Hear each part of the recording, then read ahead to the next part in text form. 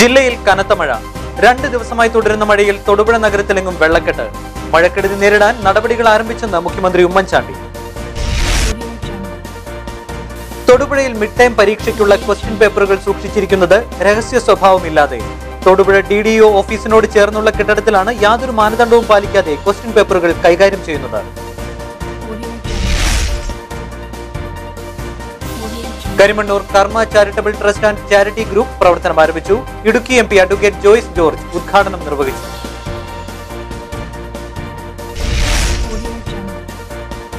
വിവിധ ആവശ്യങ്ങൾ ഉന്നയിച്ച് GSTU നേതൃത്വത്തിൽ ജില്ലാ വിദ്യാഭ്യാസ ഡെപ്യൂട്ടി ഓഫീസിന് മുന്നിൽ ധർണ നടത്തി. Dharna Congress block president TJ Joseph ഉദ്ഘാടനം ചെയ്തു. വെങ്ങല്ലൂർ പൗരസമിതി നേതൃത്വത്തിൽ മുനിസിപ്പൽ ഓഫീസിലേക്ക് പ്രതിഷേധ മാർച്ച് നടത്തി. മാർച്ചിൽ കുട്ടികൾ ഉൾപ്പെടെ 100 കണക്കിന് ആളുകൾ പങ്കെടുത്തു.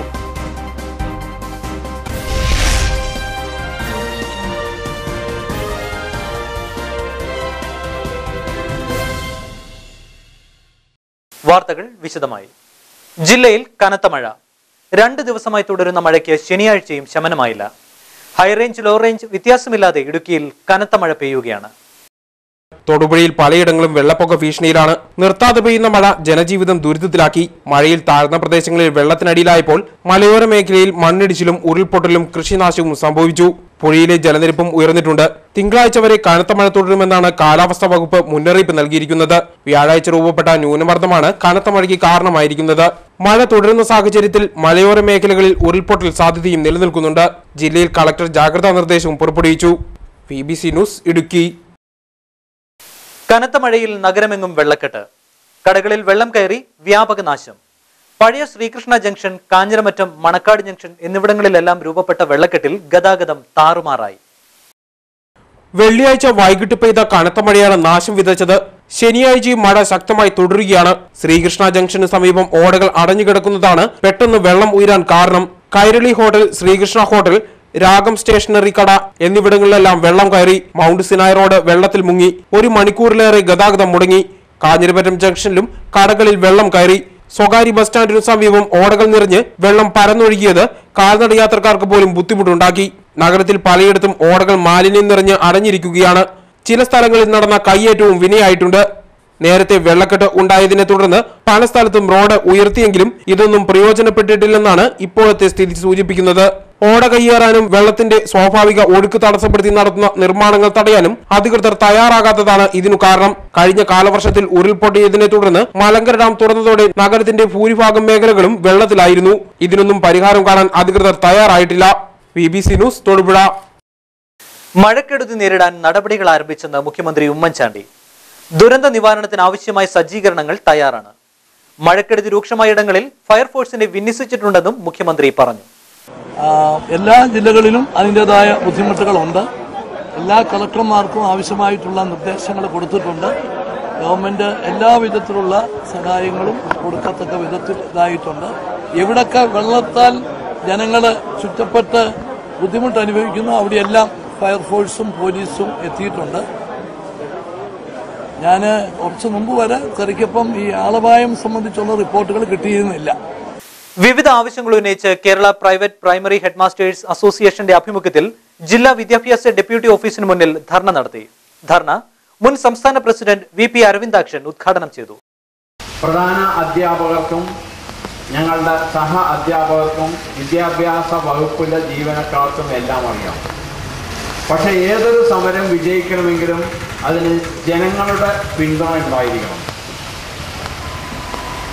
അതുകൊണ്ട് തന്നെ എന്തിനാണ് ഈ പ്രധാന അധ്യാപകർ ഇത്തരത്തിലുള്ള ഒരു സമരത്തിന് ഇറങ്ങുന്നത് എന്ന് എന്നെ ശ്രമിച്ചുകൊണ്ടിരിക്കുന്ന സാധാരണ ജനങ്ങളെന്നറിയണം. അവരുടെ പിന്തുണ ഉണ്ടെങ്കിൽ മാത്രമേ ഏത് സമരവും വിജയിക്കൂ.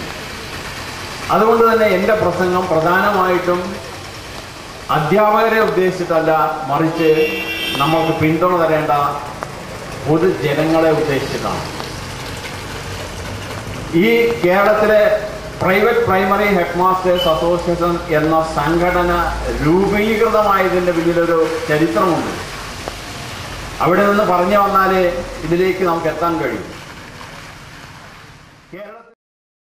ടോമി കൂത്രപ്പള്ളി അധ്യക്ഷത വഹിച്ചു. സണ്ണി ജോർജ്, മാത്യു തോമസ്, ഡൊമിനിക് ചാക്കോ, എൽസമ്മ ജോർജ്, ജോസഫ് മൂലശ്ശേരി, TM ഏലിയാസ്, PM ദേവസ്യാച്ചൻ തുടങ്ങിയവർ പ്രസംഗിച്ചു.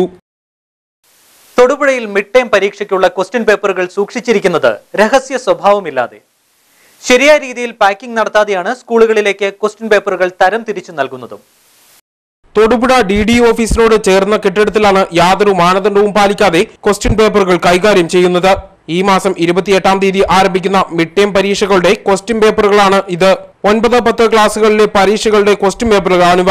എല്ലാ വിഷയത്തിന്റെയും ക്വസ്റ്റ്യൻ പേപ്പറുകൾ സൂക്ഷിച്ചിരിക്കുന്നതും അധ്യാപകർക്ക് കൈമാറുന്നതും രഹസ്യ സ്വഭാവം സൂക്ഷിക്കാതെ പരീക്ഷാ പേപ്പറുകൾ അധ്യാപകർക്ക് കൈമാറ്റം ചെയ്യുന്നതും ശരിയായ രീതിയിൽ പാക്ക് ചെയ്യാതെയാണ്. ആർക്ക് വേണമെങ്കിലും ക്വസ്റ്റ്യൻ പേപ്പറുകൾ വായിച്ചു നോക്കാൻ പറ്റുന്ന തരത്തിലാണ് ക്വസ്റ്റ്യൻ പേപ്പറുകൾ വിതരണം നടത്തുന്നത്. നേരത്തെ ശരിയായ രീതിയിൽ പാക്ക് ചെയ്ത് കുട്ടികളുടെ എണ്ണത്തിനനുസരിച്ച് സ്കൂളുകൾക്ക് കൈമാറുകയായിരുന്നു രീതി. എന്നാൽ ഇത്തവണ ഒരുപാട് സമയം വൈകിയതിനാലാണ് ഇത്തരത്തിൽ കൈമാറേണ്ടി വന്നതെന്നാണ് വിശദീകരണം. BBC news Thodupuzha. വിദ്യാർത്ഥികളിൽ യോഗ പരിശീലനത്തിനായി ആരോഗ്യവകുപ്പ് ആവിഷ്കരിച്ച് നടപ്പാക്കുന്ന യോഗ പഠന ക്ലാസുകൾക്ക് കരിമണ്ണൂരിൽ തുടക്കമായി. Life style educational awareness programme leap എന്ന് നാമകരണം ചെയ്യപ്പെട്ട യോഗ പരിശീലന പരിപാടി Karimannoor saint Joseph higher secondary സ്കൂളിൽ ഗ്രാമപഞ്ചായത്ത് അംഗം ജോളി അഗസ്റ്റിൻ ഭദ്രദീപം കൊളുത്തി ഉദ്ഘാടനം ചെയ്തു.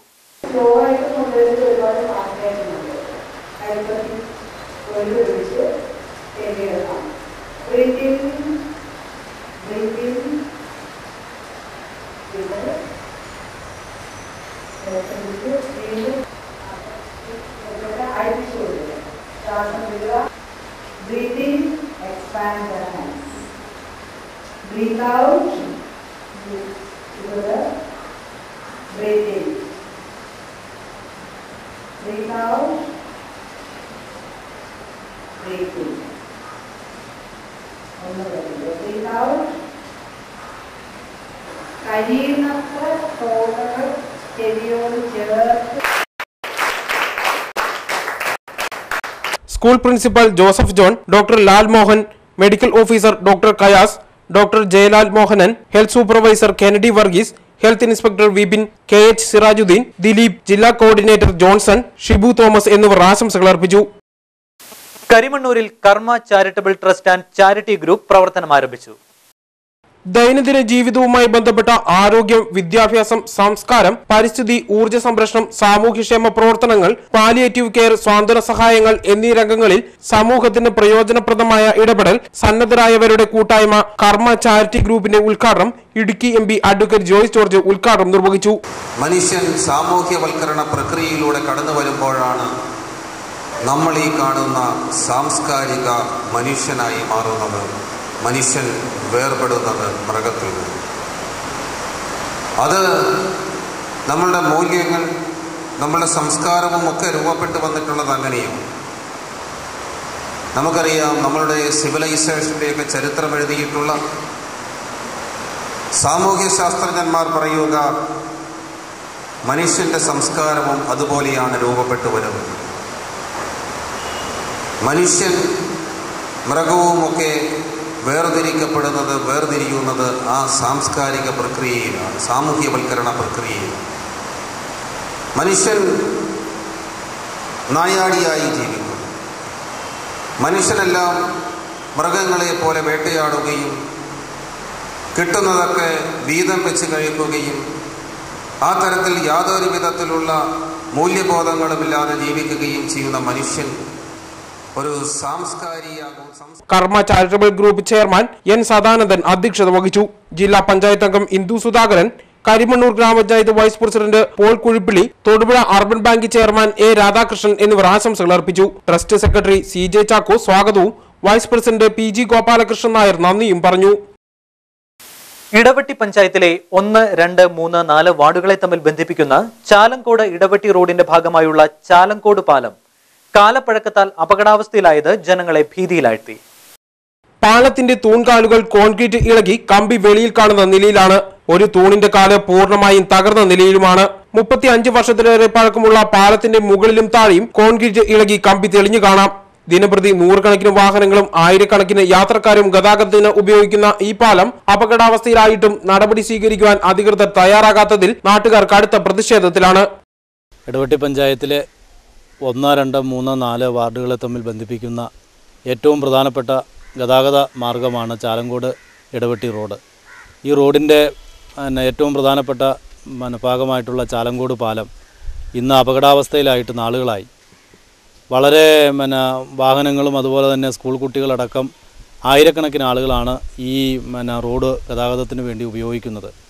എന്നാൽ പഞ്ചായത്തിൻ്റെ അധീനതയിലുള്ള ഈ റോഡിൻ്റെ ഏറ്റവും പ്രധാനപ്പെട്ട ഈ പാലം അപകടാവസ്ഥയിലായിട്ടും അത് നന്നാക്കുന്നതിന് വേണ്ടിയിട്ടോ അതിന് പുനരുദ്ധാരണം നടത്തുന്നതിനോ ആവശ്യമായിട്ടുള്ള ഫണ്ട് അനുവദിക്കുന്ന കാര്യത്തിൽ പഞ്ചായത്ത് വലിയ അനാസ്ഥയാണ് കാണിച്ചിട്ടുള്ളത്. പാലത്തിന് സമീപം 25 ലക്ഷം രൂപ മുടക്കി സ്വകാര്യ വ്യക്തിയുടെ സ്ഥലത്തിന് സംരക്ഷണ ഭിത്തി നിർമ്മിച്ച് നൽകിയ പഞ്ചായത്ത് അധികൃതർ പാലം അപകടാവസ്ഥയിലായിട്ടും തിരിഞ്ഞു നോക്കുന്നില്ല എന്നും പാലം നിർമ്മാണത്തിന് സർക്കാർ ഫണ്ട് അനുവദിച്ചതായി പ്രചരിപ്പിച്ച് ഭരണസമിതി അംഗങ്ങൾ ജനങ്ങളെ വഞ്ചിച്ചതായും പ്രതിപക്ഷ അംഗങ്ങൾ ആരോപിച്ചു. അവസാനമായി പ്രധാന വാർത്തകൾ ഒരിക്കൽ കൂടി. ജില്ലയിൽ കനത്ത മഴ. 2 ദിവസമായി തുടരുന്ന മഴയിൽ തൊടുപുഴ നഗരത്തിലെങ്ങും വെള്ളക്കെട്ട്. മഴക്കെടുതി നേരിടാൻ നടപടികൾ ആരംഭിച്ചെന്ന് മുഖ്യമന്ത്രി ഉമ്മൻചാണ്ടി. തൊടുപുഴയിൽ മിഡ് ടൈം പരീക്ഷയ്ക്കുള്ള ക്വസ്റ്റ്യൻ പേപ്പറുകൾ സൂക്ഷിച്ചിരിക്കുന്നത് രഹസ്യ സ്വഭാവമില്ലാതെ. തൊടുപുഴ DDO ഓഫീസിനോട് ചേർന്നുള്ള കെട്ടിടത്തിലാണ് യാതൊരു മാനദണ്ഡവും പാലിക്കാതെ ക്വസ്റ്റ്യൻ പേപ്പറുകൾ കൈകാര്യം ചെയ്യുന്നത്. Karimannoor Karma charitable trust and charity group പ്രവർത്തനം ആരംഭിച്ചു. ഇടുക്കി MP അഡ്വക്കേറ്റ് ജോയ്സ് ജോർജ് ഉദ്ഘാടനം നിർവഹിച്ചു.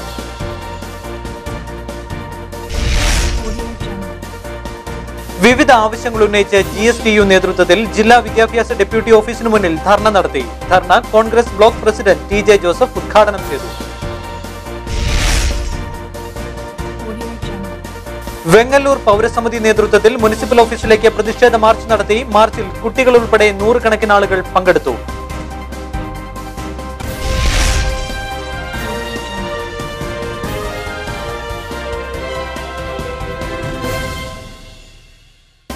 ഇതോടുകൂടി ഈ വാർത്താ ബുള്ളറ്റിൻ സമാപിക്കുന്നു. നമസ്കാരം.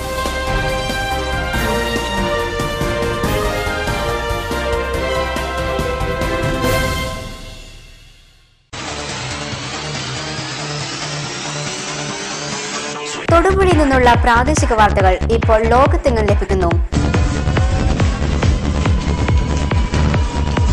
തൊടുപുഴയിലെ ആദ്യത്തെ വെബ് TV ചാനൽ ഇന്ന് തന്നെ സന്ദർശിക്കുക. www.bbcnewstodupuഴ.com. തൊടുപുഴയ്ക്ക് സമീപമുള്ള 16 ഗ്രാമപഞ്ചായത്തുകളിലും ഇന്റർനെറ്റിലും ഇപ്പോൾ BBC വാർത്തകൾ ലഭിക്കുന്നു. BBC ന്യൂസ് തൊടുപുഴയുടെ സ്വന്തം വാർത്താ ചാനൽ. സന്ദർശിക്കുക www.bbcnewstodupuഴ.com.